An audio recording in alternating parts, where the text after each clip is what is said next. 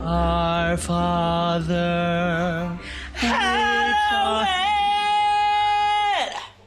I didn't know the one from the movie, so I was just gonna sing the normal "Which art in heaven."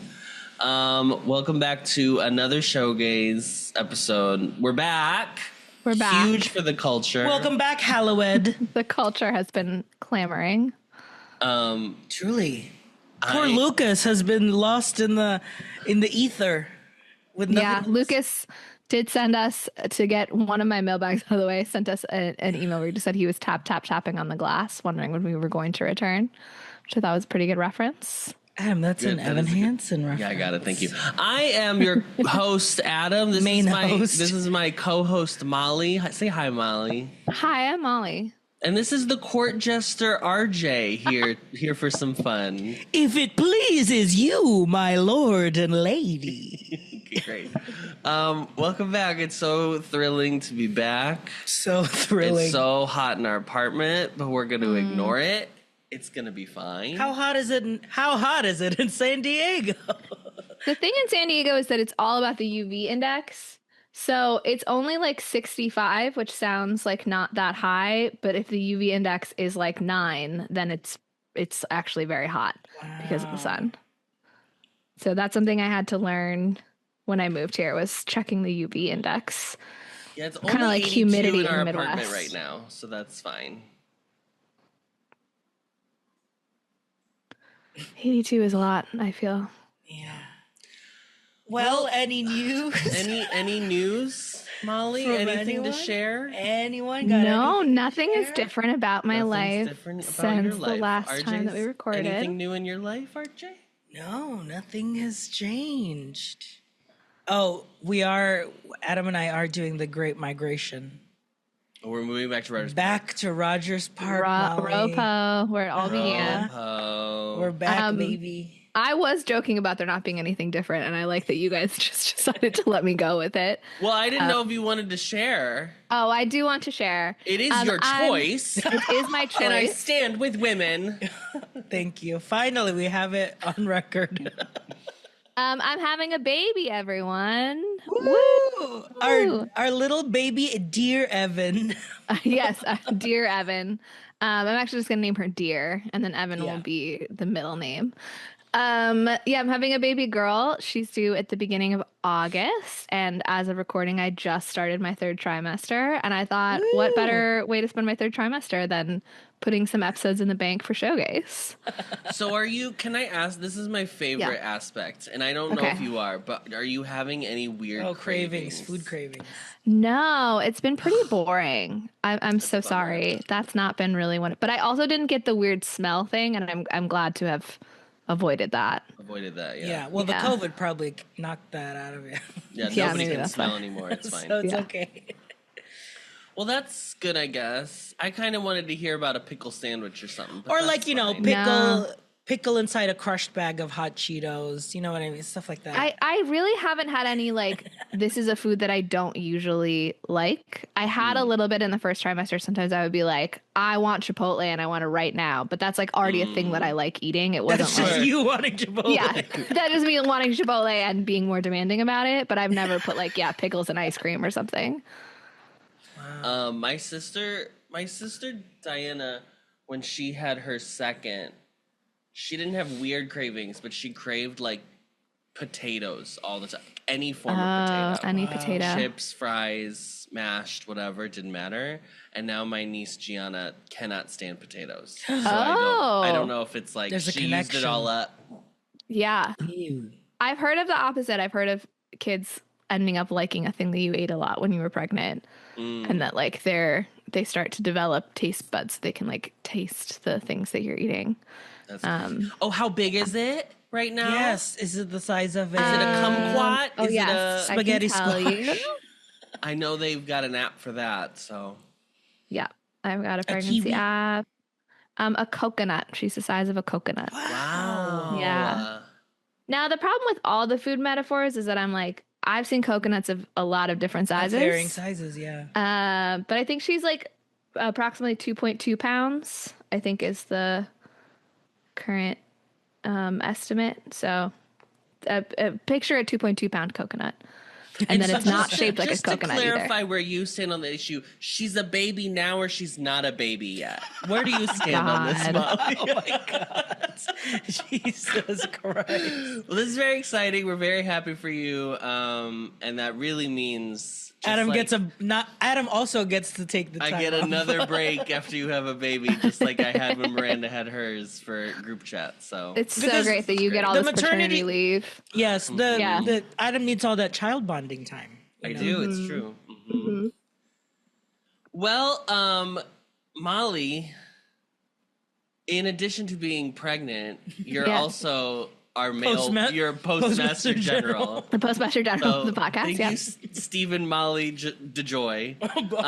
If you could take a gander at what's in the inbox, that'd be great. Absolutely. I wrote some summaries this time because we got a lot of emails since our last recording. I think I did a good job of keeping track of which ones we had talked about and which ones we hadn't. So firstly, Audrey invited me to 3 of Cups at UCSD, where Juliet was the dramaturg and AD back in March. And then, and I saw that when we had our planning meeting, and I was like, oh, dang, I missed this. I definitely would have gone. And then I realized today that there was a second email inviting me to another thing that happened in May, and I missed it by like 2 days. So I'm really sorry. I absolutely will. Audrey, you can keep telling me about these UCSD performances, and I will make it to one of them. It is very close to me. It's like a very reasonable thing to ask me to do. I mean, I will have a newborn, so we'll see. But I'm sorry I would have gone.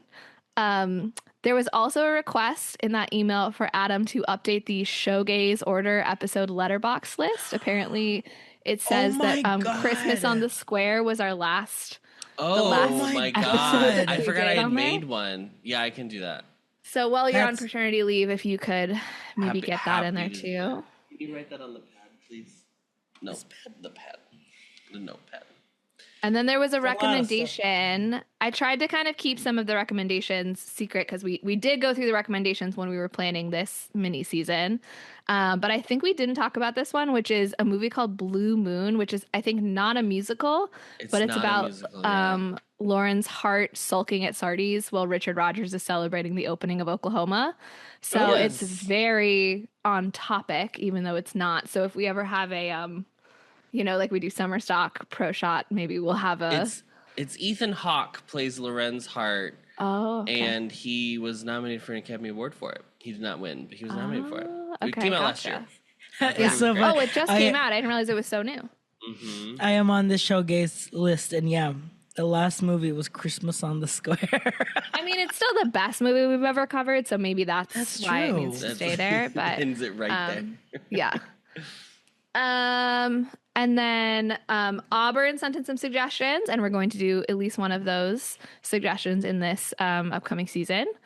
Paul sent a suggestion, but then that's on the list for future seasons, but I don't think we're going to do this. We have a theme for this collection of episodes. I don't know if we're going to share the theme, if we're going to ask listeners to try to guess as we go through it.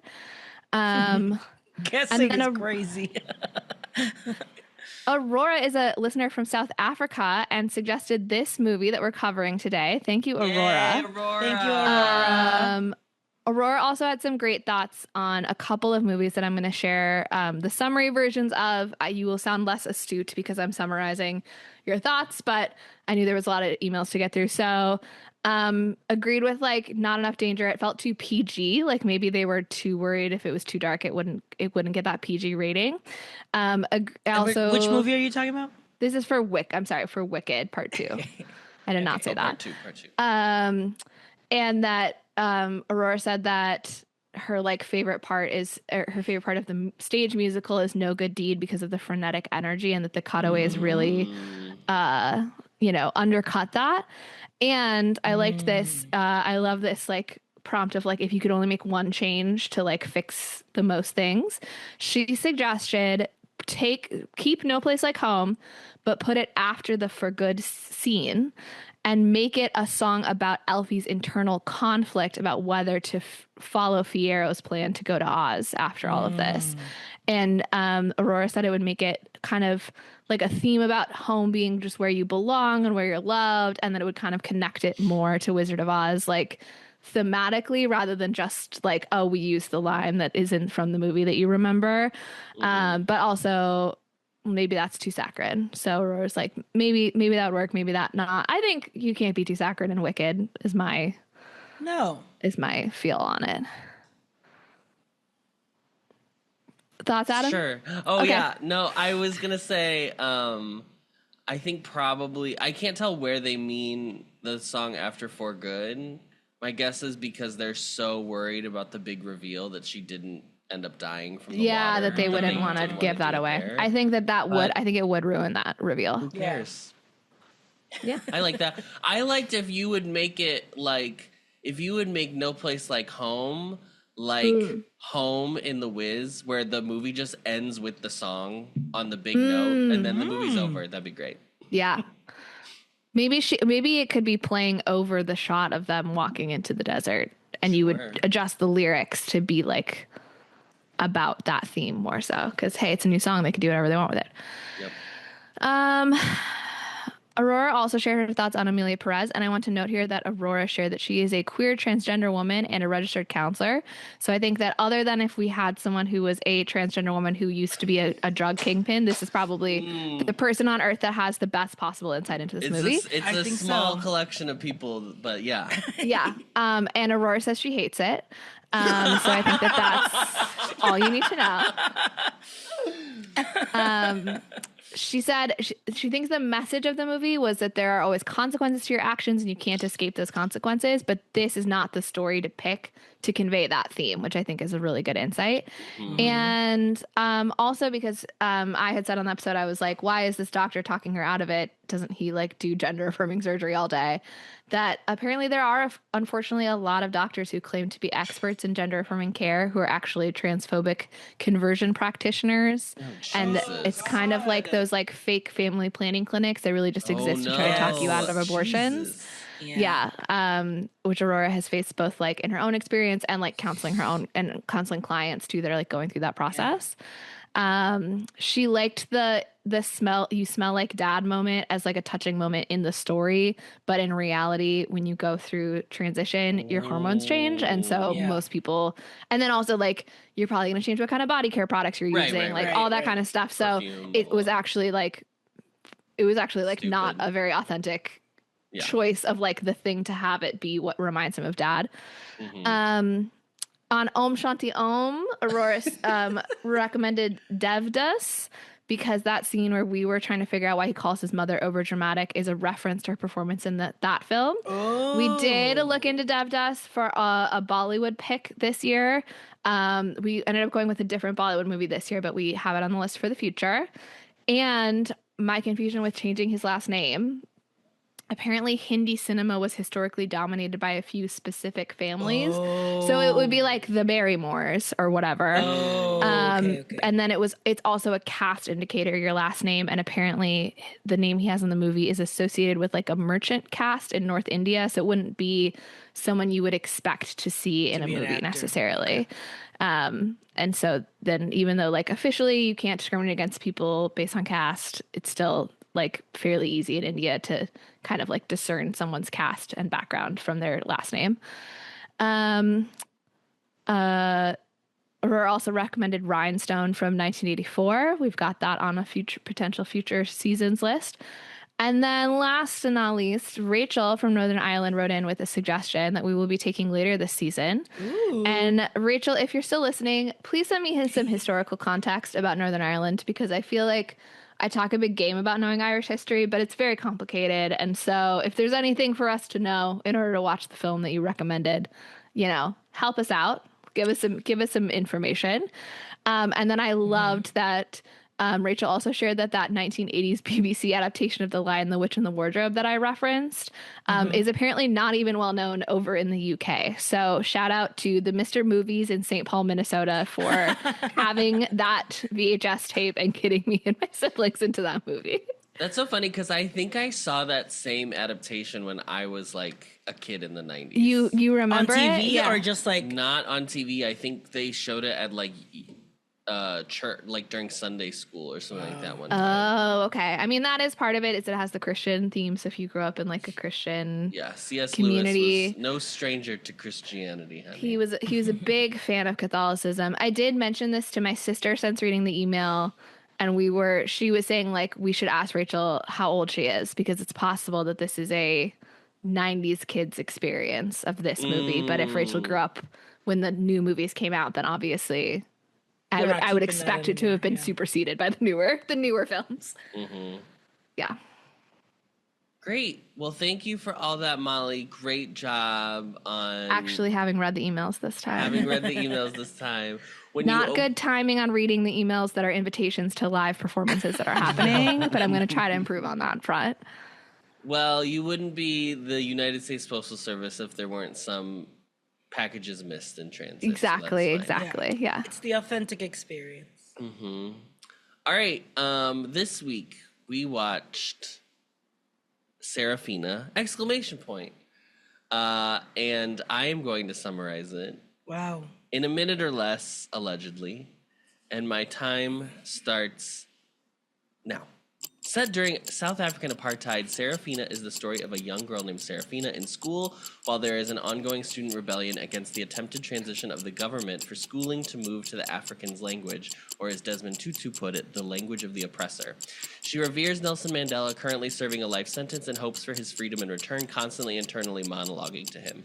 Her mother is a house servant of a white Afrikaner family, leaving Sarafina to care for her 3 younger siblings with her grandmother's help.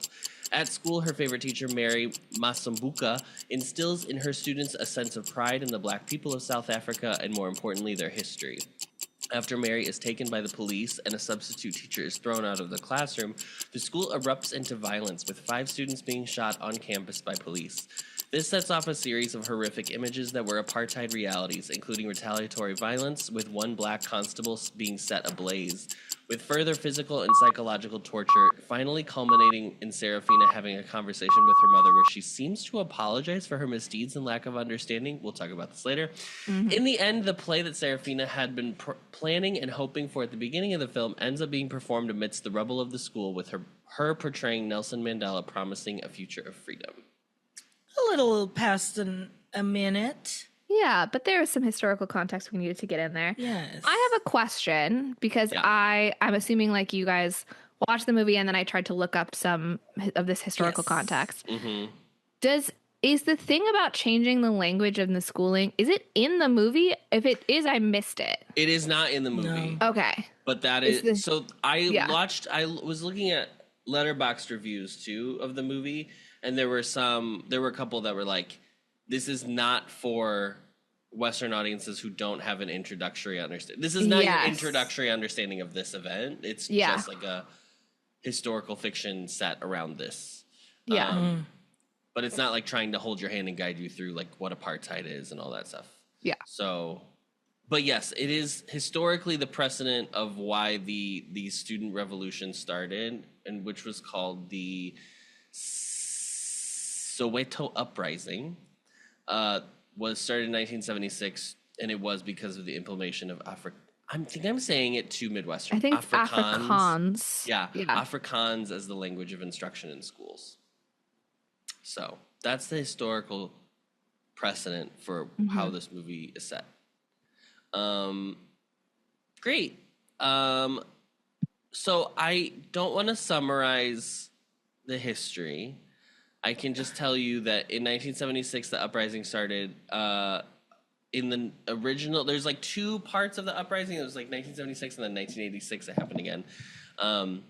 In 1976, I think 176 officially people died. I think 174 of them were students. It is why there is now a holiday in South Africa called Youth Day every June 16th. And then I think that same day internationally is known as African Students Day or something like that. And it's because of these events. I also, I'm going to be very brave and vulnerable. Okay. My understanding of apartheid South Africa is due to 1 Disney Channel original movie. Called The I know Color which of one. Friendship. Color The of Color of Friendship. Friendship. And it is also due to the book we had to read freshman year of college, the play. What's Oh, the Master Master- Harold and the Boys. Yes, Master Harold and the Boys, which- Athol Fugard. by Athol Fugard. So those are my two, at least, cultural like media understandings. I don't even think I learned about apartheid in high school because like I don't when think we do so when we either. did history, I feel like we stopped in like 1970 or whatever. Like I think Watergate was like the last thing I learned in school. I also feel like apartheid for people who are like a little bit older than us, because it was happening when they were youths. It was like a thing people were talking about. And then we were like just getting old enough to be learning about the world when it had kind of, I don't want to say resolved. I don't want to make it seem like everything's just fine. But like Nelson Mandela had been elected president. A lot of things had changed. And so I think we were like, it was like kind of right in that blind spot of like, it's historical to us, but it was like recent history. So people maybe didn't feel like they needed to really explain it to us. Yeah. Yeah. So I also feel like I have a bit of a blind spot for this history. Yeah. I didn't know. I thought I didn't even know when they in this movie when she talks about the first white man to get to South Africa and it being a Dutch. They were Dutch. I was like, oh, I thought it was a British. I thought South Africa was a British territory. So I guess I just always had assumed that they were the only ones who had ever been there. But that's where Afrikaans comes from, is like that Germanic Dutch kind of whatever blend of that and the. Anyway, I don't want to speak too much, but that's what the precedent of the movie is. And then it was really interesting. So it was originally a musical that was debuted in South Africa, and then it went to Broadway, and then this movie opened in 1992. So it was actually on Broadway for like 500 performances, which is so crazy because I've never heard of this. No, ever. I hadn't either. So that's, I think, fascinating. There's no like, here's what the people thought. Like, I think the girl who plays Sarafina, Laleti Kumalo, I believe she was honored with an NAACP Image Award in 1988 or 89, whenever it debuted on Broadway. But I don't think it was like, I don't think it won anything officially on or at the Tonys or anything. But it's interesting that this is like maybe 5 or 6 years before like The Lion King, which I'm not saying that those are the same property, but there is like an African obviously element to that is very present. I feel like even more so in the stage version of The Lion King than there is in the original movie version. I do think that this was maybe a time in American culture where we were like world music was really hot and like people were really interested. People were like more interested in Global kind of, Village like, stuff that was and they and in America what we want is it for it to just it be Africa and just like a broad swath kind of, and just like don't tell me any specifics about anything that's happening. Yeah, Pan-African. So this is too political for an American audience at the time, I think, unfortunately. But I also think that what you're talking about, that kind of like fascination that was like that like world music that was happening, I think that's more 1990s than it was like 1980s. But didn't this come out in 92, I thought? The movie comes out in 92. The musical was 1987. Okay. So anyway, I think it's all very interesting. Again, had never heard of it, so this was all. I was like, "Oh, is this?" I didn't even have a concept of what the movie was about. I just saw Whoopi Goldberg. I was like, "She must be Serafina." I don't know. I know. I just assumed that she was Serafina. The titular. I see Whoopi Goldberg, and I just say, "I'm in." It doesn't. I don't need any more information. Yep. This is like the same year as Sister Act 2, which is crazy. I mean, it's so fierce that she does all this like choir directing. Inspiring the children type role. Yeah. She was the 90s Julia. Well, I was gonna say you could do a full podcast series of just all the Whoopi Goldberg, like main performances of like the 80s. That would be so good. She was there. I want someone to do that podcast, but I want them to start with all the movies she did, and then it just becomes they have to watch every episode of The View she's ever been on. Perfect. Yeah. So the podcast continues forever. Forever. Never ends. Okay, so the movie. So Sarafina is directed by Darrell James Roodt. He is a South African director. The screenplay is by William Nicholson and Mongeni Ngema. It is based on Sarafina. It is produced by Anant Singh. It stars Whoopi Goldberg, Miriam Makeba, John Kani, Mongomi Ngema. And who does he play in it, though? Oh, he's Sabella. Oh, shit. I didn't even make that connection. Okay. That's the cop? The constable. That's the constable who gets that fire. Yeah, that's what I meant. Yeah. Laleti Kumalo plays Sarafina. Cinematography is by Mark Vicente. It is edited by Peter Hollywood and Sarah Thomas. It's a good job to go in if your last name is Hollywood. Well, the entertainment industry. Well, at first, the production company was called Hollywood Pictures, and I was like, "This is a true Hollywood picture." And I was like, "Oh, it's probably Peter Hollywood." Then well, we're talking about Hollywood the people. That was the. It was a Disney subsidiary. Okay. Well, we're talking with people in it. We should also mention that Aurora mentioned in her email that there is a supporting performance by actor choreographer Dumisani Dlamini, who is the real life father of singer/rapper Doja Cat. Whoa! Yeah. Yep. That's crazy. He played Crocodile. Whoa! Oh, yeah. The production company is Hollywood Pictures, Miramax Films, Distant Horizon, and BBC. It is distributed by Buena Vista Pictures Distribution in the United States. It was released in the United States. It was released on September 18th, 1992, but this did play at Cannes in 1992 out of competition. So it was shown not in the competition. It was like separate. I don't know what distinction that means, but... Can I be honest? I don't know that I even realized until this moment that Cannes is a competition. I guess I did know that because you can like get the Palme d'Or or whatever, but I didn't really think of it as a competition. I just thought of it as like a movie festival. Yeah. Yeah. Its running time is 98 minutes.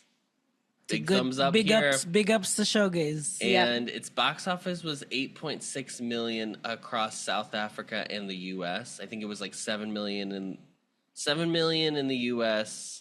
It was not good, or it was not a hit here, but it was the fourth largest film of South Africa in 1982.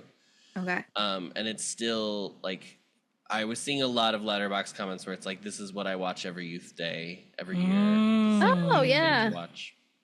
That seems like a good movie to like watch every year.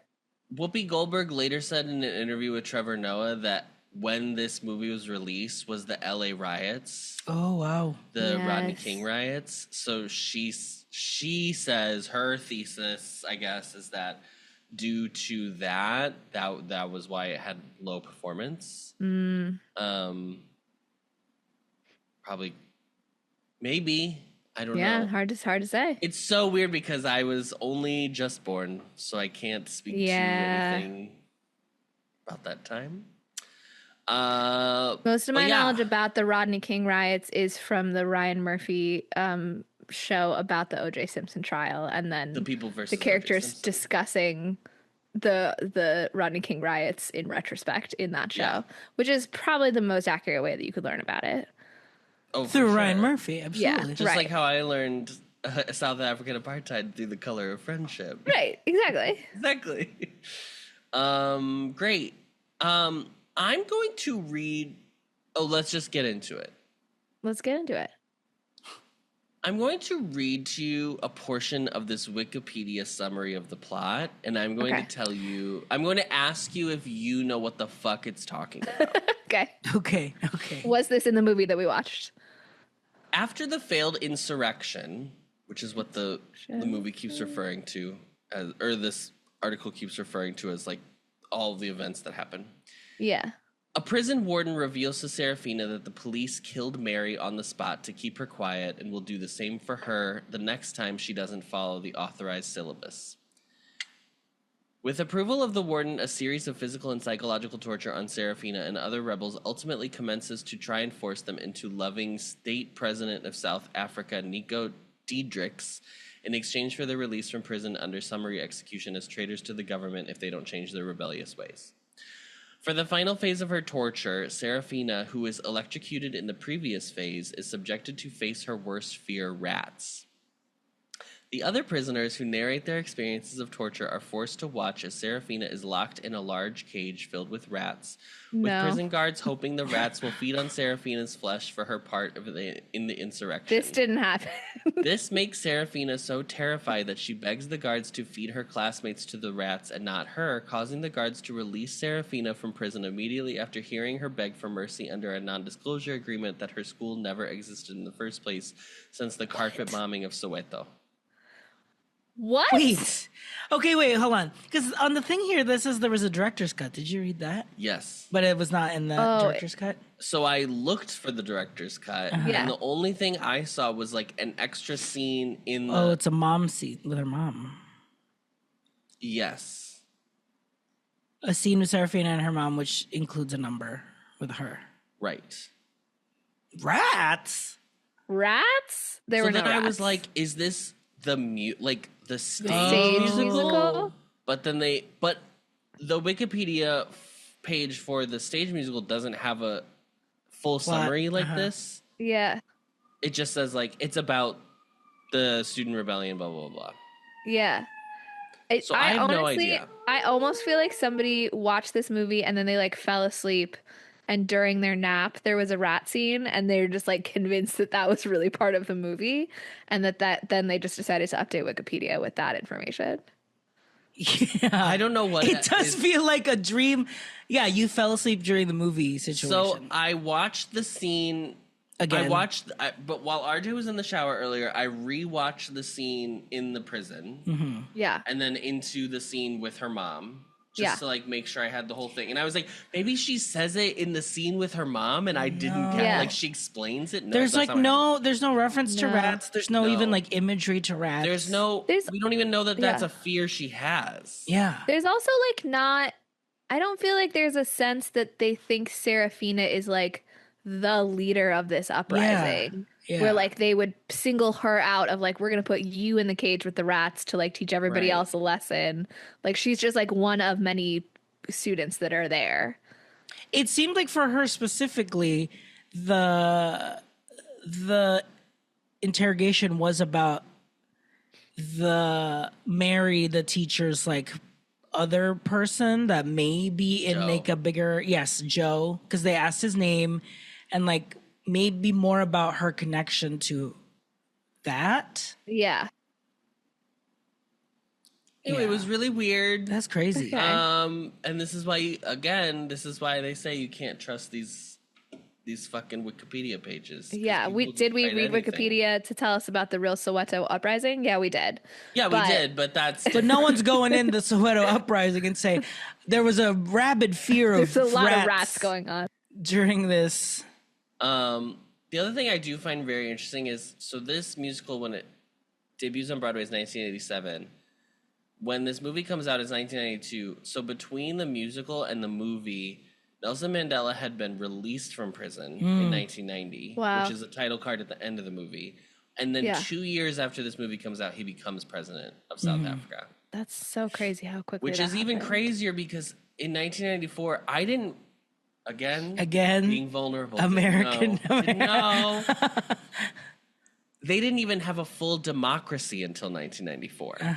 Yeah. So there were like reviews on Letterboxd that were like, when my parents watched this movie for the first time, they still weren't even able to vote as citizens yet in this country. Wow. Which is insane. That's like, so insane. How do I not know these things? Yeah. I did know a little bit about Nelson Mandela because I watched the movie Invictus. Oh, it's about like that South African rugby team, I think. Mm-hmm. Yeah. So There was also Matter. in a season of America's Next Top Model, when they go to South Africa, they do visit Nelson Mandela's cell. Oh, So yeah. I did know that. I think that maybe it's because it was so fast between like when he was released from prison and when he became the president. I feel like I always, as a child, had a hard time knowing like what time period Nelson Mandela was from. Yes. Like Yes, part of me correct. felt like he was like very current, and part of me felt like he was from like the 1960s, and I like couldn't quite figure out but it's because of course like he existed as a political figure for a long time before Yes. being the going to president, prison. because he went to prison, et cetera, et cetera. And he's also obviously the namesake of the Mandela effect. Yes. Which is Oh, all right about there. misremembering. Misremembering things. So we're really on theme with this. Yeah. It's actually, the rat thing is a meta commentary on the Mandela effect. On the Mandela effect. Yeah. Yes. This person is this is They're inserting an Mandela experiment. effect into. Oh my god. They're trying to brilliant. prove. Yes. Yeah. They're trying to Or prove maybe it. that's the real timeline. And The we're other in the- Mandela timeline. That's the real Serafina, that's and the we Serafina are in that living in the timeline. We're in wrong the one. and it's split spelled universe. Berenstein Bears over there. Yeah. Wow. I do want to say, obviously, we skipped our relationship because I'm sure that none of us had seen this movie before. Oh, but I Yes, never did. heard zero. I have for the last couple weeks since watching it been singing the song Frumasera from Fiddler on the Roof, but with Fiddler, Serafina in it. Serafina, instead. Serafina, Yeah. Serafina, Serafina, Serafina. So I like that connection. Thank you. I had been singing the part in Phantom of the Opera where they're doing the second opera, where she's having the secret affair opera. Yeah. And she goes, Serafino, away with this pretense. Da, da, da, da, da. You cannot speak, but kiss me in my husband's absence. That's what I've been singing. Wow, that is Again, a deep cut from Phantom. Nothing to do with this movie. Mine was in 9 because Fergie's name was Sarafina. Oh So my I was just gosh. singing. So she would say, Sarafina will tell you. There's something about these Italian. names that just want to be in musicals, you know? Yeah. Yeah.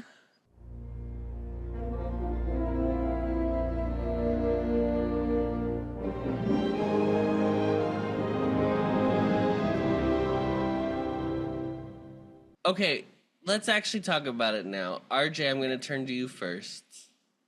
Yes. What did you think of Serafina? What did I think of Serafina? I did like the movie. I was kind of bracing for the fact that it was going to get tense. I did not expect it to get as violent as I thought it was going to be, because I guess in my head, Mandela affected this to be like, oh, this is going to be like Color of Friendship, where this was probably a made-for-TV movie situation, because it had like the BBC on the title card too. So I was like, oh, this is going to be like a kind of palatable version of what is going on.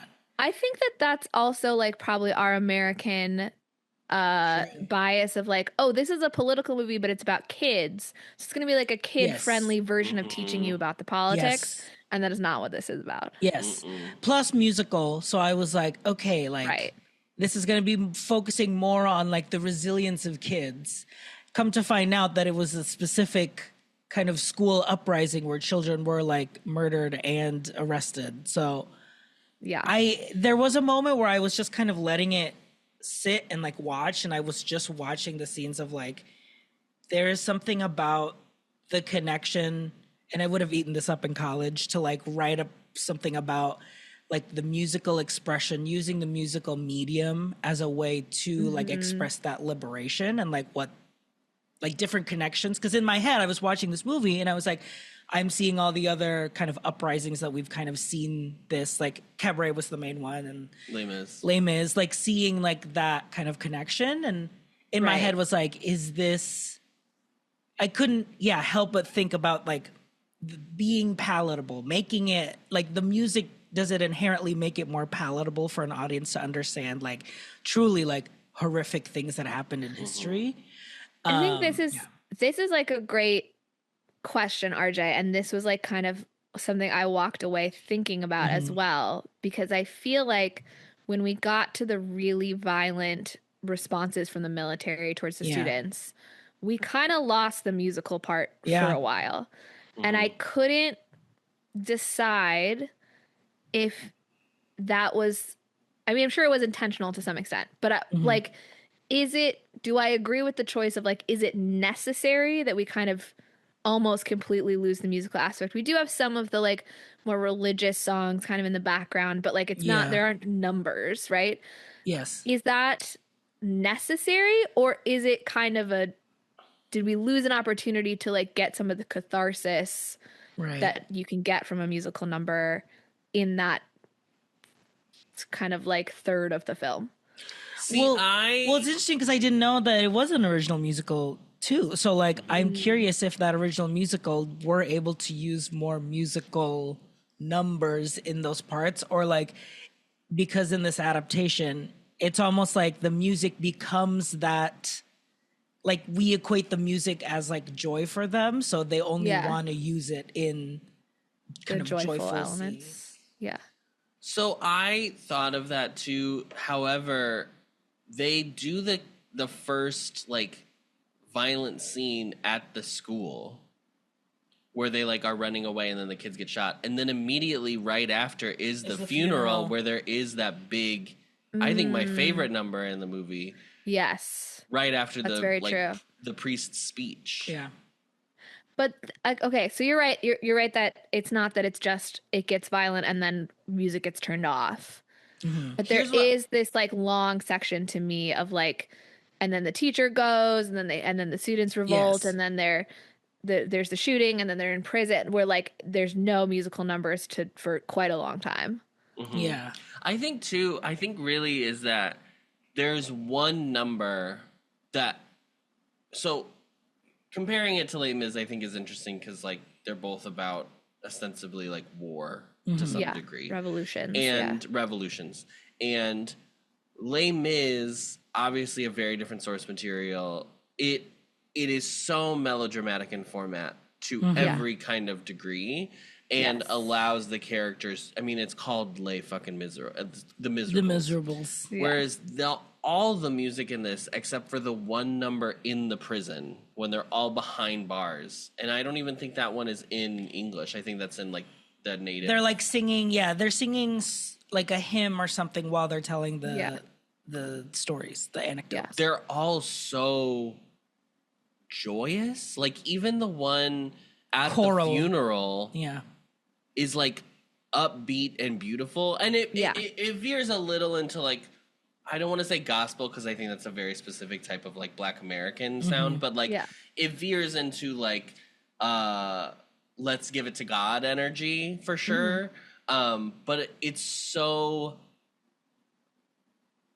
pleasant in a way that like Les Mis specifically is not, and it allows you to like be sad with the characters in their sad song. And this movie, I think, doesn't do that, which I don't think is like a good or bad thing. I just think it's interesting that it chooses not to do that. Yeah. I got a little confused. Speaking of the monologues from characters when they're in prison, when I went to then look up the history, I felt like this story didn't to me fit the like facts that as I understand them from either the like 1970s uprising or the 1980s uprising, but those moments felt like documentary theater to me. Like I kind of assumed as a watcher that they were taken from real interviews with students who had gone through this experience. But then I was a little thrown off by like, but I can't really place like what imprisonment or what, like when would this have come from specifically? And maybe that's like my own, just like, I don't know why I feel like they have to be able to tell me tell me exactly the date that these interviews were collected or something, and I should let that go. But did you guys also have the same thought? Like I felt like it was like a Matthew Shepard, what's that one called? Laramie Project. It felt like a Laramie Project scene to me. Yeah, totally. I mean, I think that sequence, the whole prison sequence is so horrible in a way. Especially the rats. Especially the rats. That was so crazy. That was crazy. That happened. When all the rats just descended. yeah, it's so horrifying. And I do think, I mean, like, having them break out and direct address the camera to be like, here's what happened to me, is like, there's no way for the audience to escape it. Yeah. Yeah. But I thought, I guess What'd you think? I really liked this, Mm-hmm. or I really admired it for what it's doing. Mm-hmm. And it really was not. I really, they filmed in South Africa. It was a South African writer, South African director. I think like Whoopi's basically the only person who's not South African in Actually, it. South African, yeah. And I do think her. I mean, to me, it seemed like her accent wasn't the greatest, but that's neither here nor there. I love Dick Van Dyke and Mary Poppins, so I don't really have room to talk about bad accents in movies.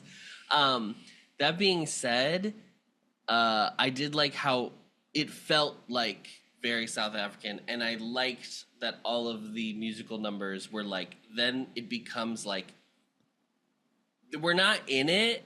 Like the way the camera's set up, it's just like there's an audience and they're performing to the camera. Versus like we're not doing mid close up shots, like wide shots, and like we're moving around the space.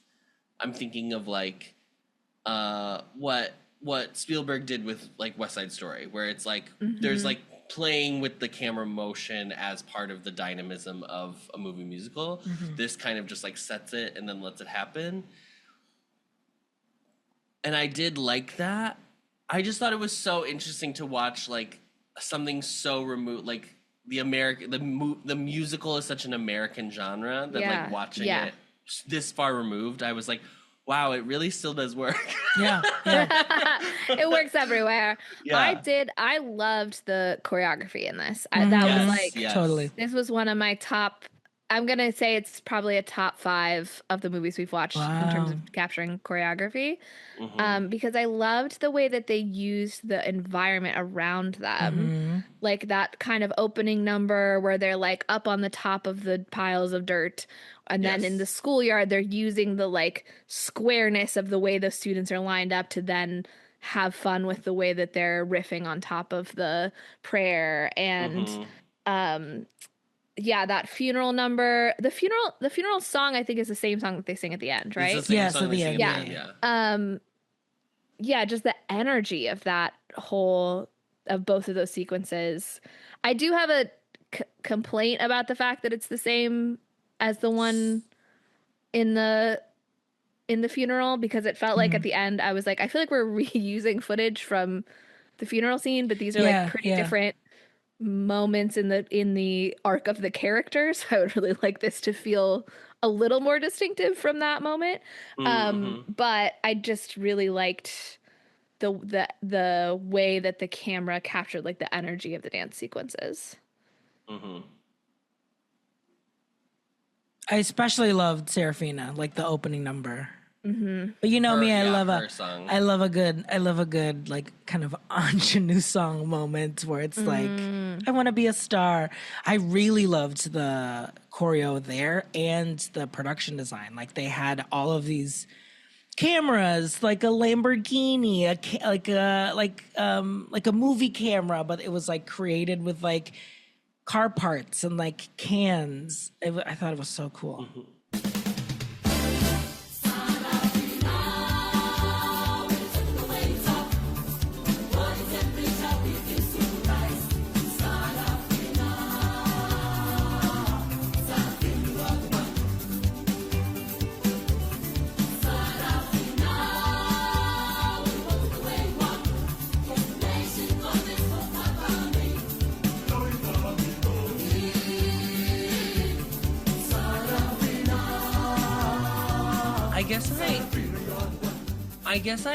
The thing that I kept thinking about was like, so many movies try to give you a lesson.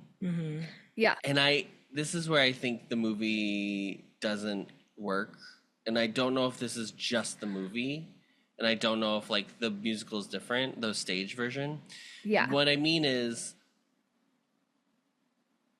And later I'm going to read the Roger Ebert review, and you're gonna be like, you're just taking his idea and saying it's yours, and I'm not. But you had this idea before you read the review. Okay. I was so confused the first time I watched that scene when she goes back to her mom after the prison. Yeah. Because it's such a bizarre conversation. So in the movie, she gets tortured. We watch like a horrifying nightmare of sequences. And this is after that she has been a part of the group that set Sabella, the black police officer, on fire. Set his body ablaze while he was alive. It's insane. So she definitely participated in the frenzied action in the moment. Yeah. And then she goes to her mom's job, which is that white family's house, and she sits down with her, and the conversation is, I'm sorry. I know now better, realize right? how strong you are. Yeah. And that we don't sing songs about you, but we should.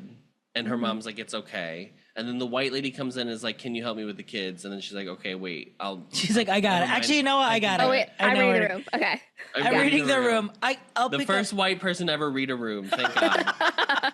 That's why they included it in the movie. They had to include that historic moment. Historic moment. And then she admits, after she leaves, she admits, we killed a man. And her mom's like, oh no, do you want me to fix you a plate? And then that's the end of the scene. And I understand that it's supposed to be, there's a scene earlier in the film where she goes and gets upset that her mom, what she sees is them, she's not in support, but deciding to not revolt against the system, in which is clearly not in her favor in any way, shape, or form.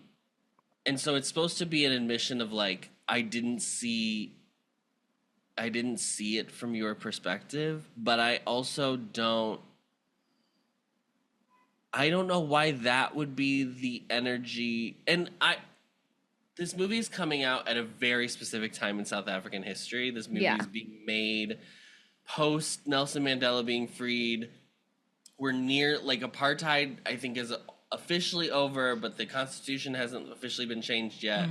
But obviously, there's still insane racial tension. Right. That racial tension still exists. Didn't they just flee to America or something like that? And they were just, Trump decided white Afrikaners were yeah, Trump has decided the racial tension is just people being mean to white people. Yeah. Yep. So say that, Molly. Obviously, that's not finished, but it was weird to me that the movie seemed to take a thing of being and Sarafina was wrong to have participated when there. I guess. Okay, let me say what I think the lesson of the movie is. Okay. And I'm not necessarily endorsing be passive in the face of injustice, but here's what I think. Here's where I think this movie is going. I think that we start with Sarafina. We have the number about her wanting to be a star. She is very wrapped up in fantasy, in kind of a childlike, goal to have, right? Being a star. Obviously people do pursue that in reality, but it's kind of a lot of kids want to be a movie star. She wants to be the hero. She wants to be the hero, and it's a very egocentric goal, right? Yeah. And then as the movie goes on, she gets more and more and more interested in politics and in being a revolutionary. In part inspired by Crocodile, I guess. The part that I didn't like the most was that she seemed like she hated Crocodile, and I was like, I don't understand why this relationship is in this movie. But the Wikipedia says that they were boyfriends because they describe Crocodile as Sarafina's boyfriend. Because Crocodile considers himself Sarafina's boyfriend, but she certainly never signs on to that idea. The thing that's weird to me is that she seems repelled by this person and yet very enamored with his politics. And I was like, how does that? I don't know what I'm getting out of that. But the point is, she gets more and more angry. She gets more and more invested in being a revolutionary. And then she ends up attending this execution of a man, essentially an extra, what's that called? Like extra marshal or whatever. They a vigilante killing of this police officer who has been, terrorizing the community. I'm not saying that there's no precedent for it. And then is arrested. And I think that at the end, we're supposed to be seeing her going from this completely apolitical childlike figure, going through the journey of being this firebrand, violent revolutionary, and then ending up in more of a middle ground and seeing the value in a more sustainable version of being politically in a Joe Biden America, is what you're which saying. I felt like that was more about what's best for Sarafina. Right. Not necessarily this is our endorsement of this is the only way to make change happen and stop being rabble. Like, I didn't take it as the movie saying we're really condemning these revolutionaries, and it sounds like there's like there's consensus societally of like, that was a huge historical mistake that those children were shot. We should not have done that. Like, so I don't think that they're, knowing the context of it's not like people are still in South Africa. I mean, maybe there's still a few people, but I don't think there's like a bunch of people in that country being like, those kids really shouldn't have raised a ruckus if they didn't want to get murdered. So I think it's more about like how she refines hope.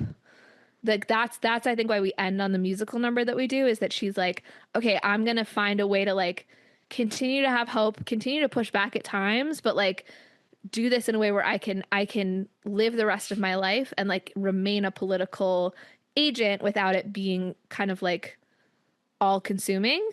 Now, what I do think would have been stronger would be if she somehow didn't go to jail, or that part went in a different place, because I feel like if it had been, she sees the execution and then it's just the seeing of that makes her kind of horrified and go, wait, I don't want to be a person who does this kind of thing, though.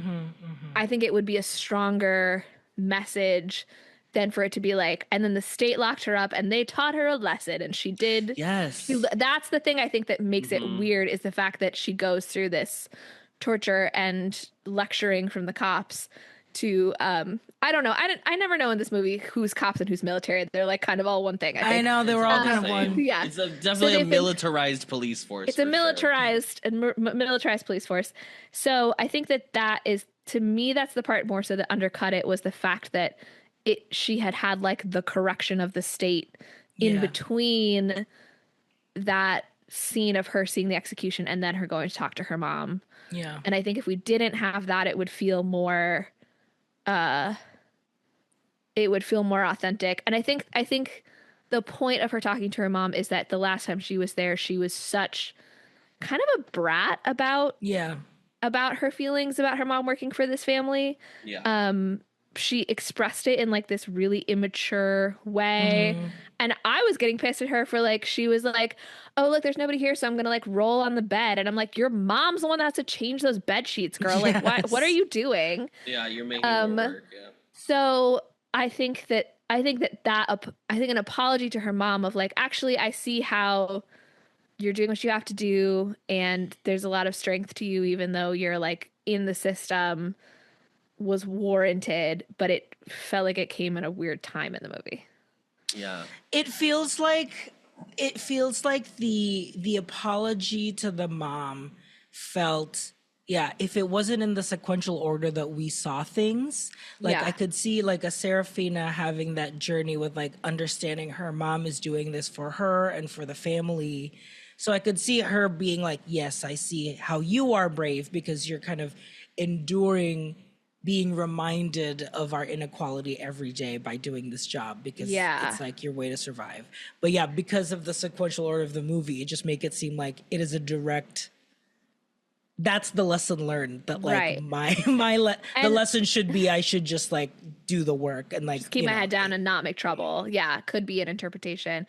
I think maybe they felt like they had to put it there because that is like the final turn for the character of her deciding to have this more middle ground approach to politics. But it would have been more dramatically interesting, I would say, if she had realized she didn't want to be part of this, talk to her mom about it, like realize she wanted this more middle ground, and then she goes to jail would be like so much more dramatically like tragic of like, no, like she's decided that she doesn't want to do these things anymore, and now she's being punished for them after she's already decided that she wants to change the way that she's approaching this. It would be like, I think could be really tragic. Yeah. I think the whole Sabella arc is very interesting because Yeah. he's kind of an Uncle Tom situation, but also I would say pretty much on the nose in Uncle Tom's situation. Uncle Tom if he was in the police, yeah. Yeah. But Constable Tom. It's fascinating to me that he receives all of the violence that happens in this movie is on black bodies. There is no one that is white that experiences any violence. Yeah. And there is like this element to it that their rage at Sabella is almost more intense because he is a traitor to them versus the white people who it's expected that that's how they're going to act. Yeah. Mm-hmm. I just thought that was interesting that's and I think that that's true to life in a lot of ways. Yeah, I think that we do tend to, I think all humans tend to like feel the betrayal more from someone that feels closer to us, that feels like they should be in alignment with us than from like the other, you know?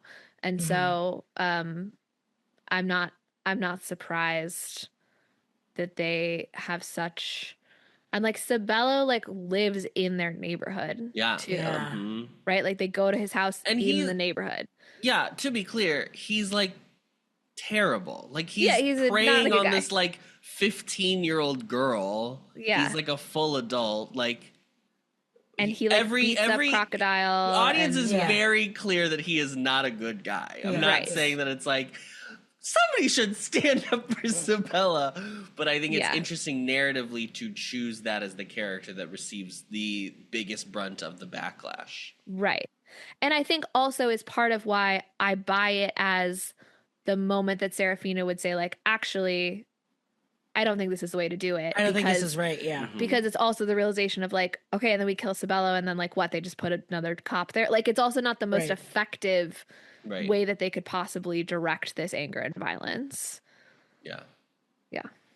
There was a moment where I thought she actually wasn't going to get arrested because she was like watching it happen from the windows of her house. And then I think it was such a blur of like what was happening. And then I was like, oh my God, that's her singing in the that was car. I also found that confusing because it showed her in the house and I was like, is this like a moment of like she's choosing to not like, are they saying like if she doesn't leave her house she won't get arrested and so like she's kind of being a coward here? Because she like looked not worried when she was looking out the window.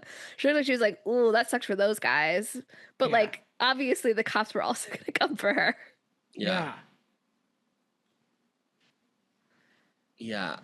That the scene with the police officer at the prison made me so mad. Or the guy. I mean, like, it's the what interrogation. It's supposed to do. But I just, like, the complete lack of, like, I don't know. It's just, I can't. It drives me crazy. I guess I'm just such an empath. You know? Jesus. You see how red I turned just doing that. That's why you had to, that's why you had to fast forward through the rats because you're too much of an empath to watch that. Too much of an empath. You felt every rat. I felt every little rat. Every rat you'd felt on your body, Okay, can we talk about couple performances? Yeah. I guess let's first talk about the big name. Let's talk about Whoopi's performance. I already said I don't think her accent works, but other than that, I think she's great. I think it's an immaculate performance. She's just so earthbound as an actress. Absolutely. And I like that she again gets to play this kind of character that she doesn't play like regular people. Like there's always like something about them that's like off kilter in some capacity. And I like that she is espousing, like she worries about the hiding of the AK-47. but she espouses like non-violence as like she doesn't think any kind of violent action works. I just like as soon as the movie started, I was like, "Oh, she's not long for this film." I like This character is too good for this quarter world. through, I was like, Yeah. "Oh no, Yeah. this is not going to be a teacher a white teacher in a urban school film where everybody wins in the end." Like this is, oh boy. But I thought she was really good. Yeah, I also loved the monologue this character had about all the things she wanted, of like wanting to have like a peaceful life, and I want children, and I want like in this movie that I think hope is a big theme of it. I feel like I had never heard such a beautiful articulation of all the things that could come with hope for like a better future. And they're not, and that they're at such a personal level, rather than like I hope for, you know, it's not like an MLK speech of like, you know, for their generations of children to come together, blah, blah. It was just like, here's what I would like my life to be. I would like for none of these political things to be happening, because I just want this like lovely, peaceful life for myself. And I just thought it was like really good. It was just really good writing, I thought. Yeah. There are some of these small moments that I thought were really good in the writing of the like the oh my gosh, what is the word? Like the camaraderie of the students and with teacher Mary. Like the moment when she was like, I know who did the violence. They're running around with guns. There's two of them right now, and it's the two soldiers. Like that idea of like everyone is living the same life. So like we in our own small like ways as we talk to each other is like how we kind of survive through it. Yeah. I thought that was so good. She had like the best lines. She also, it didn't feel like it didn't feel like Hilary Swank in Freedom Writers. Like it felt like so real to like what she's teaching. Like, I mean, even in the turn of like the Moscow fire and like the history is actually teaching what, you know, like the history led to the students like saying like, yeah, we should uprise. It's like there, and like she taught it in such a way that like the connections are there already, that she is able to quickly switch on it when like the police are like nearby listening, you know? Yeah. It's like a smarter way of doing the like, here is a wise person like teaching the youth like what history is. And again, loved her directing the choir at the beginning. Absolutely. Of course, she's like the history teacher that's also like the drama teacher, choir teacher. That's has to happen. I agree, and I think that it's kind of a classic like give them this wise character and then take the wise character away and say like, okay, now what are you going to do about it? Yeah, it's like apologies, everyone. Spoiler alert for the Harry Potter series, but it's like Dumbledore's death that like puts them in the position of like, okay, like we've always had this like guy kind of like, you know, wrapping things up for us, helping us reflect back on our decisions, kind of protecting us. Oftentimes not protecting them, but like kind of like this wise figure for us to go to, and now he's gone, and now what are you going to do with what he has taught you? Yeah. Well, that makes it even worse of the like they were, even in the small room and like power that she was able to have, like they were safe in her classroom, but as soon as she was taken away, it's like there was nothing that stopped the kids from like kicking the substitute teacher out and then like fully letting kind of like their anger take over. Yeah. I think the thing that I'm going to go back to my like kind of frustration that I didn't quite understand exactly where this is supposed to lay in history is that it's when I read about the actual uprising, it seemed so much more organized than this.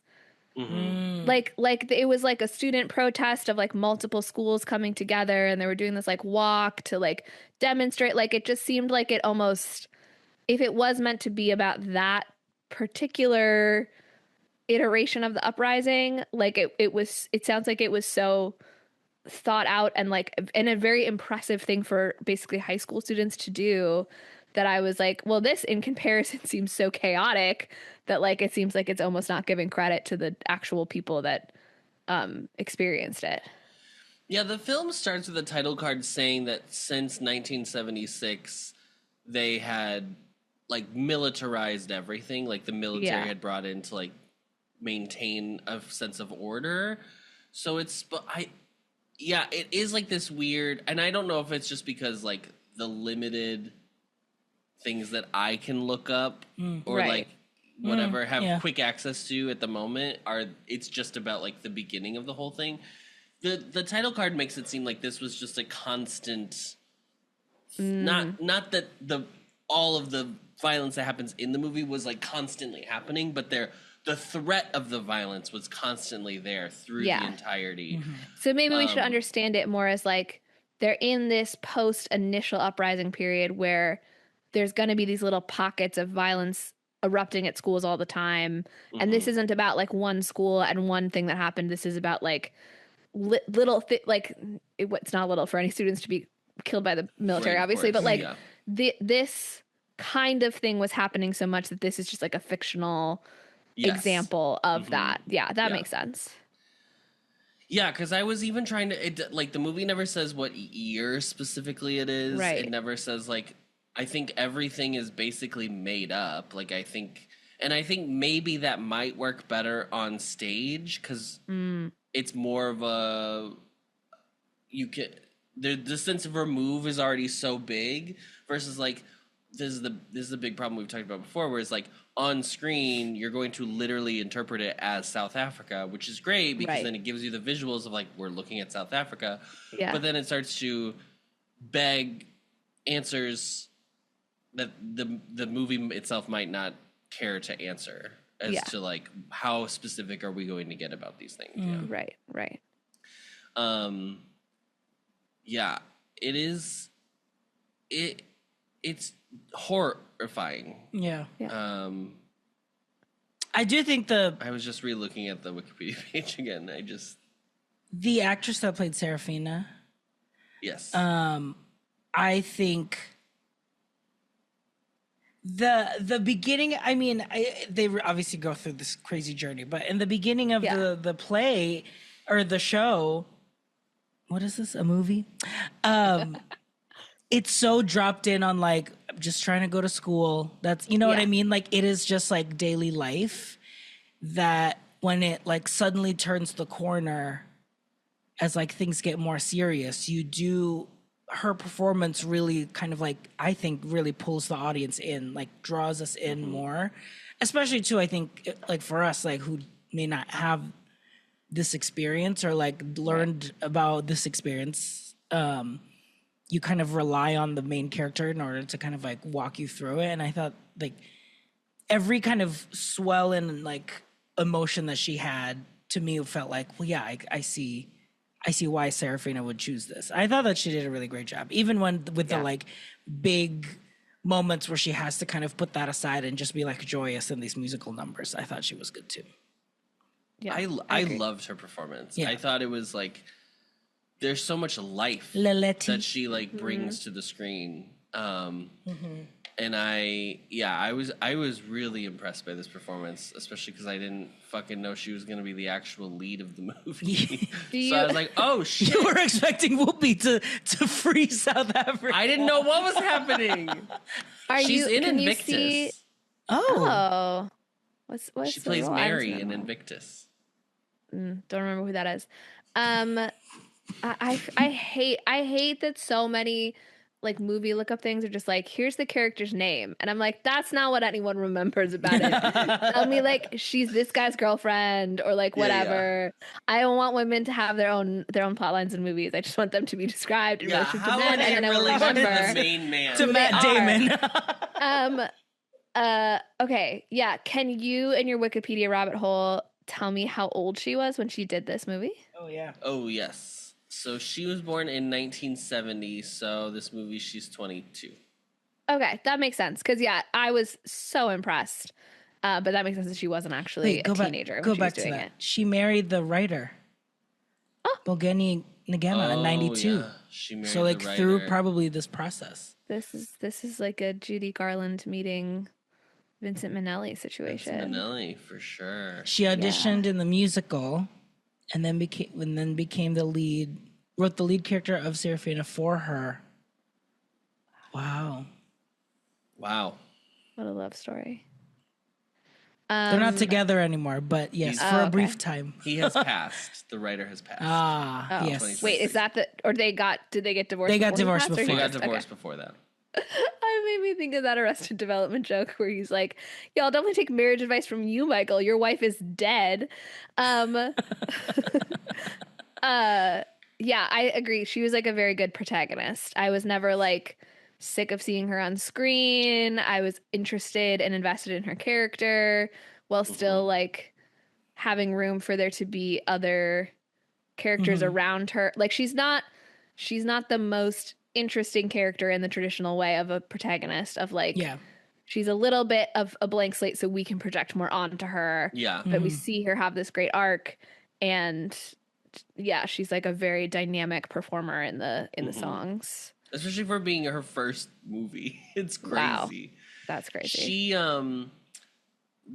the Serafina character, it was interesting that you mentioned Cabaret earlier, because it is like her and Sally Bowles start in a very similar place, but Sally keeps choosing to ignore everything that is changing around her, while Serafina can't unsee, doesn't have that privilege to ignore it. Like she has to bear witness to it. Yeah. That is the thing about Sally Bowles, is she is not interested in acknowledging anything about the historical context she is in. She just wants to be a cabaret star. She just wants to dance. Wants to dance and sing. Yeah. Well, did we do it? I shout out to the two performances, Crocodile, Fire, and Guitar. Yeah, I thought that the kind of like the boys. Truly hard to watch, like watching them like get arrested, but receive all this violence. But do you guys have the same kind of like ick feeling about Crocodile, because she just like so clearly was like, I don't want to date you, and he was like, you're my girlfriend? Well, I think because she had that like one line of like, I like him, but I can't stand him, like in that way. So like in my head, I was like, okay, well, that's she has kind the of line there. where she says like, what would be the point of being with him? Because he's going to be arrested. He's going to be arrested and put in prison for 20 years anyway. I guess it was when I saw them together, and maybe it's like a cultural difference of like, what's the line between like, antagonistic flirting versus like just genuine asking to be left alone in different places. But like she would talk about him in other scenes of like, oh, I am interested in him, but I know he's no good. But then when I saw them together, I was like, she seems like she does not like you. Like, please get out of her space. So I didn't really understand the relationship for that reason. She what I was gonna say was, I thought the first scene after the substitute teacher comes in and tries to re-explain Moscow to them. Yeah. And then, which leads to like the first shooting. It is so, it was so frustrating. It's frustrating because it's supposed to be, because that's what happened. But you have like Crocodile, who is upset, who's like, let's just burn everything down. Mm-hmm. But then you have, I think Fire is the other one, who's like let's revolt. Like, he's very Enjolras in that way. He's the one who's like, let's try to stop participating in their businesses. Like, let's stop buying their products. More strategic, Yes, he was the one who like stood in front of the store and like, took one of the auntie's like sugar and like And it's neither of them were like, the violence still came anyway. Yeah. Due to not even like, I mean, there were the fight about the like, what's the right way to do it when at the end you're still going to be unjustly like taken anyway. Yeah. But it was good.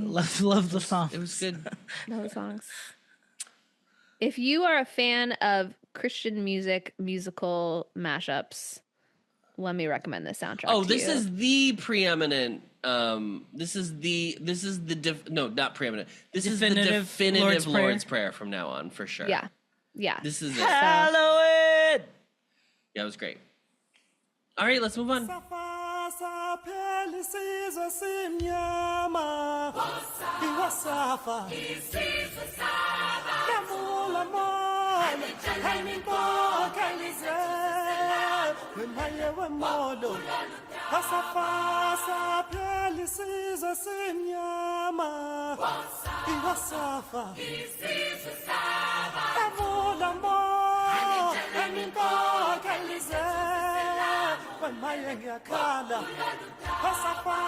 On Rotten Tomatoes, critics gave it a 60, which feels really low, doesn't it? That feels low. Okay. Adam already told me, he was like, this Ebert review is crazy. This Ebert review is so strange. So he starts So here we go. by talking about the MPAA Code and Ratings Administration. Sarafina has been classified by PG-13 by the wise people at the MPAA Code and Ratings Administration, who explain the ratings in these words: for scenes of apartheid-driven violence. What does that mean? That the MPAA believes all violence is not equally objectionable? That ordinary violence might get the R rating, but if it's driven by apartheid, well, that's a different matter? The most violent scene in the film shows a group of black school children pouring gasoline on a black policeman and burning him alive. But the policeman has been revealed as an instrument of apartheid, which apparently means he had it coming to him, and explains the PG-13 instead of the R. There are also scenes of South African soldiers, black and white, shooting school children dead. Once again, apartheid-driven and therefore PG-13. Then he talks about a little bit more about the movie, but he ends it with this. We know that Sarafina's mother works as a domestic for white people in Johannesburg. After Sarafina is released from jail, she goes to visit her mother, and they engage in the movie's key dialogue scene. I know it is the key scene because the whole structure leads up to it and follows from it, but I do not know what it means. It sounds as if Sarafina is apologizing for being radical and honoring her mother for the patience and courage it takes to be a domestic. Is that really it? I doubt it. I've seen the movie twice and still don't know. I questioned the scene after seeing Sarafina at Cannes in May 1982 and was told there should have been a 6 months later subtitle. I didn't know how that would help. I saw the movie again in September 1992 after it had been re-edited, only to find that all of the problems remained. Then I encountered Harvey Weinstein. Hello! Whoa! Hey! Head of Miramax Pictures at the Toronto Film Festival. He said I had still not yet seen the real recut version, and that his company and its co-distributor, Hollywood Pictures... There are so many rats in that version. There's so many rats. So many rats. Had disagreements. We're still waiting about to put the rat scene in. Weinstein's version, he promised, would answer my questions, but alas, it was not the one being released to theaters, and my deadline presented itself. I doubt whether one version will be any clearer than the other. The distributors obviously have a problem with the fact that the heroes of their picture commit murder, and the film lacks any clear moral position on the murder. We know the soldiers are wrong to kill the students, but are the students wrong to burn the policeman who had not killed anybody? Sarafina was friendly with a dead cop, and there is a chilling moment where she joins the crowd that is burning him, and their eyes meet. What does she think? That it's a shame he had to die? Who knows? And so when she goes to spill out her heart to her mother, she doesn't know what she wants to say, and the confusing dialogue reflects that. After seeing Sarafina the stage musical, I left the theater with a clear idea of what the musical felt and how I felt about it. The people who made the movie have needlessly complicated the film without adding to its clarity or conviction. The absurd MPAA rating explanation perfectly reflects the spineless vagueness. Apartheid-driven violence indeed. I guess that means if there had never been apartheid in South Africa, there would be no violence in this movie, and indeed no movie. All very well, but morality, I believe, has to stand above political expediency, and murder is murder no matter who commits it. Others believe that political murders are justified. This movie doesn't know what it believes. Sarafina shows black children committing murder and lacks either the courage to condemn them for it or the courage to say it was justified. Here is a movie that stands up to be counted and loses count. 2 stars out of 4. I think I just disagree. I think I see what he's conveying. He wants the movie to take a moralistic stance on especially the murder of the cop.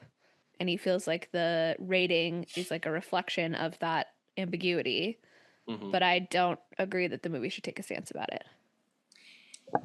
It is shocking that it's PG-13, especially because the students getting shot is like bloody. Yes, yeah. Which I It's feel like not it's even usually like that's when it goes even dramatized. It is like it goes through the, and then there's just scenes of just like the kid, like just bodies on the floor on the ground. I too. think that also what's a little bit hard for me to like react to the rating part is that I feel like the ratings have changed over time. Like I know that sometimes when I go over to my brother's house with my nephews, we'll be looking at a movie that they haven't seen before, and it'll be rated like PG, and then my brother will ask me to look up what year it was made, because he's like, sometimes PG movies from like the 1980s are still not things that I'm cool with my kids watching.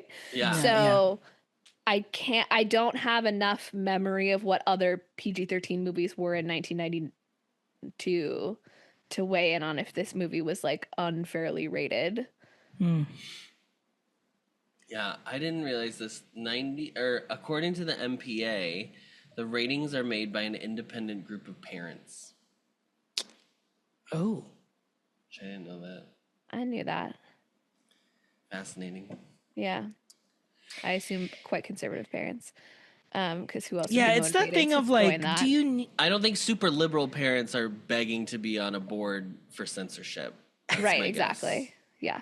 They're just like yeah. It's the thing of like, do you need the media to be very specifically like, this is bad? Do you know what I mean? Like, because I do feel like that's a little bit of like a bit of the media literacy issue that we may have like today, of like people being uncomfortable about like not having a clear stance on something, because it's like, but if you're watching it, you should know that like this is bad and it's complicated. Getting on TikTok to complain about the media literacy crisis of like men being like, Wolf of Wall Street is about how we should all try to be like this guy. I think that maybe where all of this comes from is the discomfort of, and we talked about this earlier, of like, we kind of went into it thinking this is going to be like for kids, because it's like about a kid's experience. There's an exclamation point. There's an exclamation point. If that's going to tell me anything, it's for kids. Yeah. So this is a movie that in some ways you want it to be for kids because it's about kids, but this horrible thing happened to real children. And so it's like, how do you tell the story of a real horrible event that happened to actual children? Because it's like kind of not appropriate for children, but then you go like, but then like we're going to tell our children that they can't even learn about it when this actually occurred to real children. Like that's such a conflict. So I think maybe like that's where all of this is coming from, is the discomfort of like, how do you tell a story like this?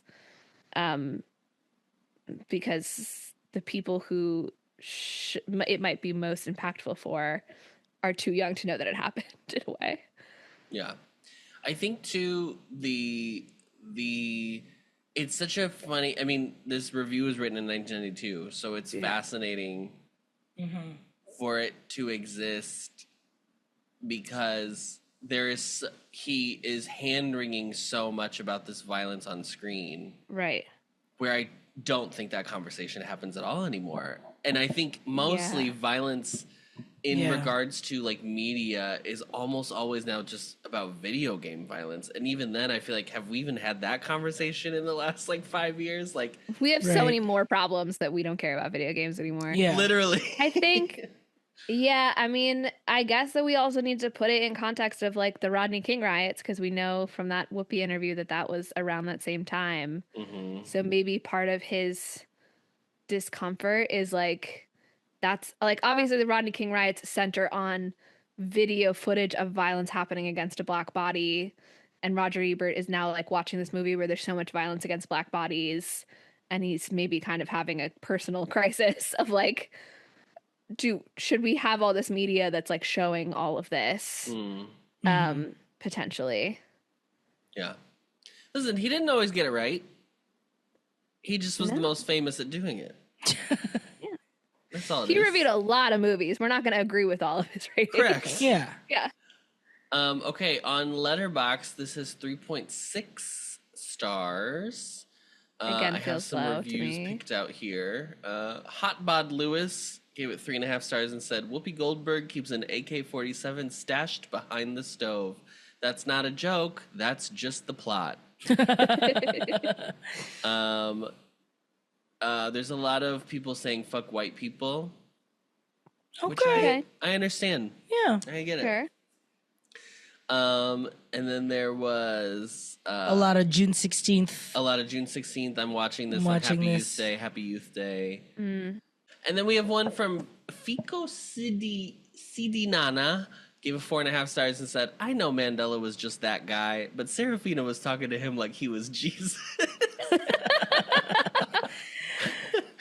He was just that guy. It is so funny because my image of Nelson Mandela in my head is like the aged president, Nelson Mandela. So yeah, when there was like the young version, and she was like, talking to him, I was like, "Is that his dad? Is that her dad? Is that her dad?" I had a moment where I thought it was like her older brother, even. Oh. I was like, oh, her older brother went to jail for doing something, and she's like, got complicated feelings about it, and then she like kept saying Nelson, and I was like, oh, Nelson. Okay, I gotcha. That Nelson. Because he's so young in that photograph that she has on the wall. I was like, oh, he was so broad-chested. All right. We gotta ask who the MVP is. RJ, I'll let you go first. Who is the MVP? I guess I will take her. I will take Sarafina. I will take Lalari Kumalo as Sarafina.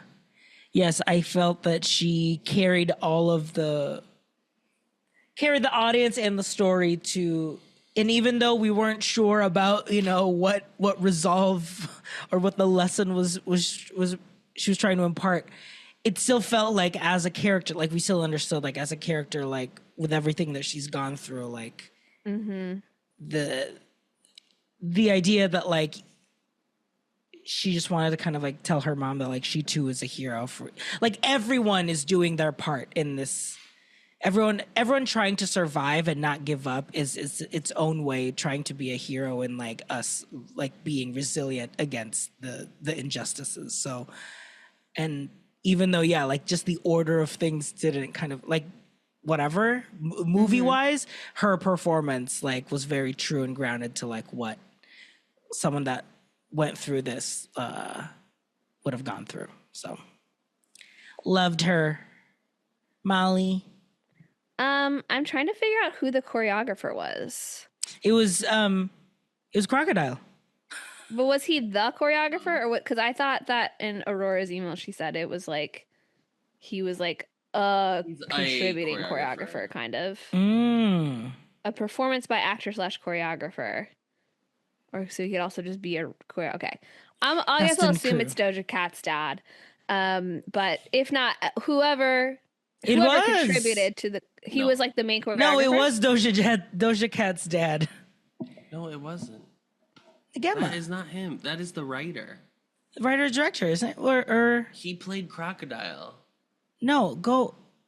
That's no Crocodile. RJ. Yeah, that's Doja Cat's dad. No. Who's Doja Cat's dad? Oh, Crocodile's Doja Cat's dad. Oh my God, Adam told me that at the beginning of this whole thing. I thought you said Sabella, who played the writer. Oh, that would be crazy. Sabella. The writer is Sabella. Crocodile is Doja Cat's dad. He just acted in this. Crocodile is Doja Cat's dad. But then why did some of the Letterboxd reviews say directed by Doja Cat's dad? There was one, and that's when I looked it up. People sometimes don't have correct information, RJ. The choreographer in this movie was done by the writer and also Michael Peters. Because the writer, he also did like almost all of the music and lyrics too of the songs, didn't they? Yeah, that's very impressive. Okay, I'm gonna give it up to the choreographers. I loved the choreography in this movie. I loved the way that it was captured as well. So I'll also give a tip of my hat to the cinematographer. Molly, the choreographer, Michael Peters, also choreographed Sister Act 2 back in The Habit. Well, okay, now we understand. Now we know. And also Thriller. What? Or no, I'm sorry, he was a zombie. He was a zombie in Thriller. That would be crazy. In Thriller. Well, Michael Peters is my new favorite choreographer, I guess. When we do the Showies first ever, like Showies honors, like the Kennedy Center honors, it would be Michael Peters' work. An Adam iconic had choreography. Another Oh no, he gasping reaction. did do Thriller. He did choreograph Thriller. Wow, Michael Peters. Round of applause, And beat everybody. it. Wow. Wow, what a man. Wow. What a career. What a career. And the Pointer Sisters Up All Night TV special. Wow. Wow. That's crazy. Thank you, Michael Peters, for your... Thank you for helping with the research. You'll take Whoopi. Goldberg. She was great. And that's all I have to say. I agree. Molly, do you have a clue? I didn't do it ahead of time, even though I promised that was going to Is it be just we part all of my go MO around this and season. say what we think about South African apartheid, what we've learned today in class? What did we learn today? How would you rate apartheid on a scale of 1 to 10? On a scale of 1 to 10, 0. I got so invested in making sure I had summaries of all the emails that I forgot about the closer, but I thought of one while we were talking. Don't worry. I do scroll down in the script and then think about it ahead of time. Because we agreed that the funeral song slapped so hard. All three of us must put in our wills now a song that we need a choreographed performance to happen at our funerals. And I would like you to tell me what song you're picking for that. What was the one that we're dancing in the park? That Fosse one? Dancing on My Own by Robin. Fosse song in the park? No, the Fosse song in the park. Was that Pajama Game when they were in the park? Yes. That's Pajama Game, right? Pajama Game. Yeah. So are we gonna have to go? That's what I picture for Adam. Oh, okay. Mine will probably be Tatiana and Alyssa Edwards having to perform Shut Up and Drive again. Okay. So do Adam and I have to take on those roles to Yes. We need to be those two. Okay. Adam, which one are you gonna be? I'll do Alyssa. I think Adam has to be Alyssa of the two of us. Okay, I'll be Tatiana. Great. I think on the Sister Act 2 thread, I'm gonna say Joyful Joyful. The joyful medley that closes that. I would like for my funeral to be I want my funeral to culminate in a performance of that. And do you want Rita to play Lauryn Hill's mom in the audience? I'm sure Rita is horrified at the concept that she will be attending my funeral. If that were to happen, that's I would like your mom didn't murder you. No, that's true. Well, we never know. So I think Rita, if you are around for my funeral, I would like you to have a lot of disagreement about whether or not we should do the performance, and then in the performance see how amazing it is. Realize my vision and realize that I was right all along. I would like you to do that. And I'll say, your teacher said take off your robes. Your teacher said take off your robes. That's your role in it. And Adam will be Whoopi Goldberg. He'll just be directing it. Yeah. Neither of you is going to actually perform in the number. You're going to have the side roles, yeah. Adam, how about you? Also Michael Peters' work. Do you want Thriller? I'll totally dress up as a zombie for a funeral if that's what you want. ZOMBIS3. Yes. Eddie. For my funeral. Well, first of all, this is so funny because I'm nearly positive that my mom has every detail of her funeral, planned out. She's has a binder of here's the songs, here's the readings.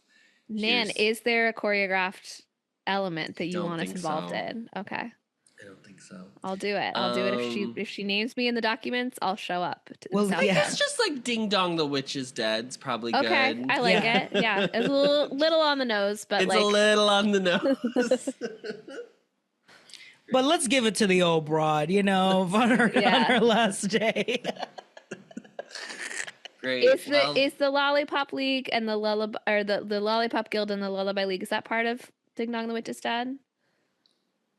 We can do the full sequence. We can do the whole thing. I would like to be in the Oz. Lullaby League would be my request. Sure. Yeah. Okay. That sounds good. I'll do the Lollipop. No, RJ has to be a smell of the Yeah, he's got to be the mayor. He has to be the mayor for sure. In the outfit.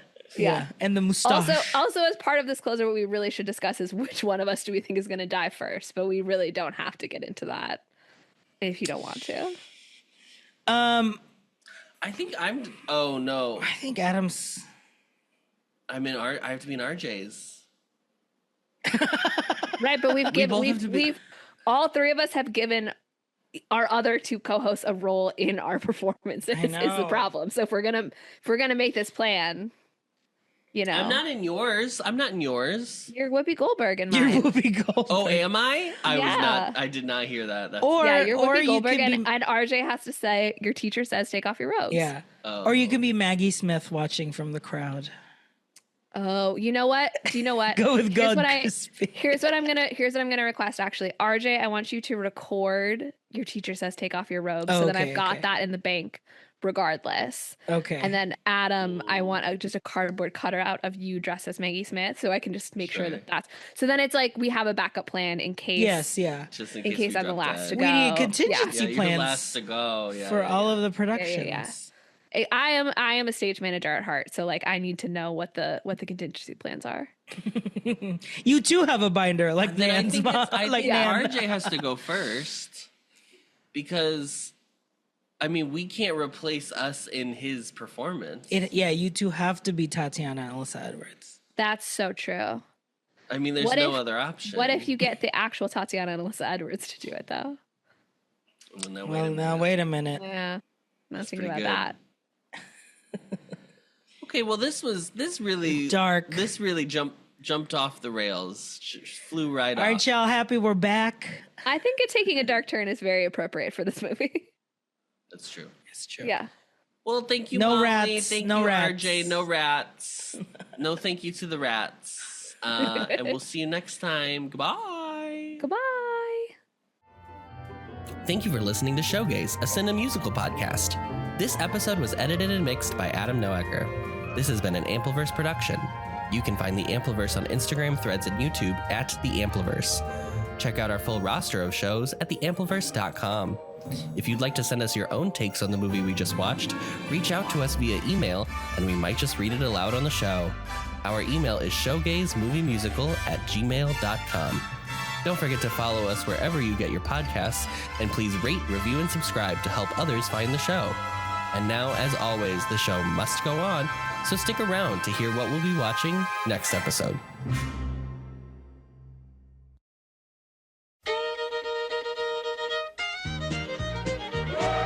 Down at the Chicken Ranch, where a lonely girl could have a chance, and a homely boy could find romance at the Chicken Ranch. The sheriff and Miss Mona for years had been red-hot lovers and real good friends, but trouble snowballed like an avalanche at the Chicken Ranch. When Melvin Thorpe, a reporter of sorts, a self-righteous crusading fanatic, got on TV like you wouldn't believe and pointed a finger right at it, exposing Miss Mona, accusing the sheriff, then it rose to a roar from a whimper. It got all out of hand, a fit hit the fan when Thorpe stirred up everyone's temper. The Chicken Ranch has been recouped into song and dance, and I know you wouldn't want to miss the chance to come to the Chicken Ranch. It's foot stomping, rug romping, sexy, good fun. Come on down and bring someone. There's good times and trouble and fiery romance at the best little Texas Chicken Ranch. So long, partner. Y'all come back now, you hear?